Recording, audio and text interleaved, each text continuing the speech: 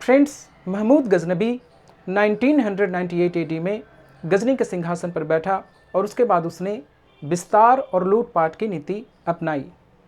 भारत पर करीब करीब उसने 17 बार आक्रमण किए और अनेक शहरों को लूटा और कई मंदिरों को नष्ट किया।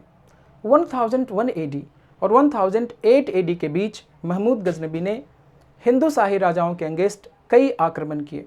उस समय काबुल, उत्तरी पाकिस्तान और कांगड़ा के क्षेत्रों पर हिंदू शाही राजाओं का राज हुआ करता था।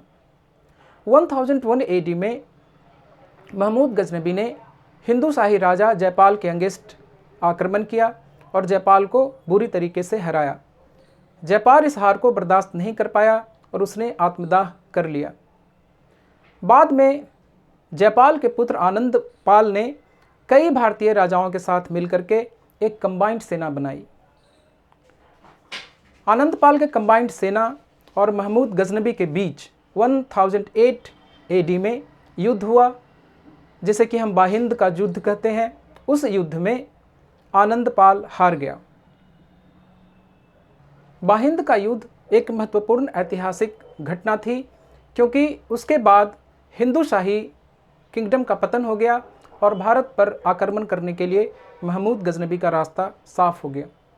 1009 एडी में महमूद गजनबी ने कांगड़ा पर आक्रमण किया, नागरकोट के किले को नष्ट किया, वहाँ के कई टेम्पल्स को तोड़े और जितने टेम्पल्स में सोना चांदी थे वो सारे उसने लूटे और फिर लूट करके वो सारा जो लूट का सामान था गजनी जा कर के उसने प्रदर्शित किया। 1014 एडी में महमूद गजनबी ने थानेसर पर आक्रमण किया, वहाँ पर कई मंदिरों को नष्ट किया, वहाँ जो सोना चांदी और रत्न थे उनको लूटा, बड़ी संख्या में जनसंहार किया और सारे लूटे हुए सामानों को वापस गजनी ले गया। 1018 एडी में महमूद गजनबी ने मथुरा पर आक्रमण किया, वहाँ पर भगवान कृष्ण की एक बहुत ही विशाल और भव्य मंदिर था, उसे लूटा, मथुरा शहर को जला दिया और सारे लूटे हुए सामानों को गजनी ले गया। 1019 में महमूद गजनबी ने कन्नौज पर आक्रमण किया, कन्नौज का राजा भाग खड़ा हुआ।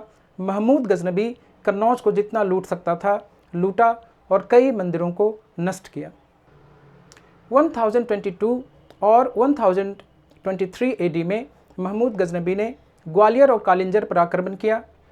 महमूद गजनबी ग्वालियर और कालिंजर के मजबूत किलों को तोड़ नहीं पाया, लेकिन उन राजाओं से ट्रिब्यूट लेकर के वापस चला गया। 1025 में महमूद गजनबी ने सोमनाथ मंदिर पर आक्रमण किया। सोमनाथ मंदिर एक विशाल और भव्य मंदिर था, जिसमें 1000 से ज़्यादा पुजारी काम किया करते थे। कई वीर राजपूतों ने सोमनाथ मंदिर को प्रोटेक्ट करने की कोशिश की, लेकिन वो असफल रहे। महमूद गजनबी ने मंदिर के मुख्य मूर्ति को तोड़ दिया और टूटे हुए पार्ट्स को गजनी ले गया। ऐसा माना जाता है कि जितने सोना चांदी और जवाहरात सोमनाथ मंदिर से लूटे गए उसकी मूल्य 2 करोड़ दिनार से भी ज़्यादा थी। महमूद गजनबी के आक्रमणों का परिणाम यह हुआ कि हिंदू शाही राज्य को गजनबी साम्राज्य में मिला लिया गया और काबुल, उत्तर पाकिस्तान के इस्लामीकरण का रास्ता साफ हो गया। आक्रमणकारियों को भारतीय राजाओं की आपसी फूट और उनकी दुर्बलता का भी पता चला।